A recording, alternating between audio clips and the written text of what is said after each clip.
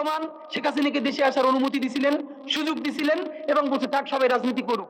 আসার 1 মাসের মধ্যে জিয়াউর রহমান শহীদ হয়ে গেছে। বিএনপির ভাইদেরকে একটা কথা বলি, আপনারা হয়তো অনেকে জানেনও না।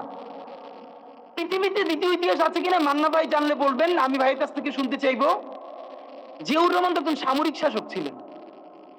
একজন সামরিক শাসক সামরিক ফরমান জারি করে দেশে গণতন্ত্র ফিরেছে, পৃথিবীতে এই নজির নাই যেটা জিয়াউর রহমান করছেন। আপনারা কি জানেন এই যে জিয়াউর রহমান গণতন্ত্র ফিরাইলেন, যার মাধ্যমে আওয়ামী লীগও রাজনীতি করার সুযোগ পাইল বাকশালের পর। সেটা কিসের মধ্য দিয়ে? তখন তো সংসদ নাই, সংবিধান তো সংশোধনও করা যাইতেছিল না। কিসের মধ্য দিয়ে? জিয়াউর রহমানের সামরিক ফরমানের মধ্য দিয়ে।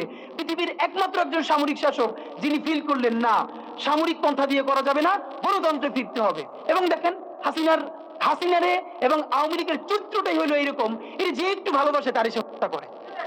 শহীদ প্রেসিডেন্ট জিয়াউর রহমান শেখ হাসিনাকে দেশে আসার অনুমতি দিছিলেন, সুযোগ দিছিলেন এবং বলছে থাক সবাই রাজনীতি করুক। আসার 1 মাসের মধ্যে জিয়াউর রহমান শহীদ হয়েছে।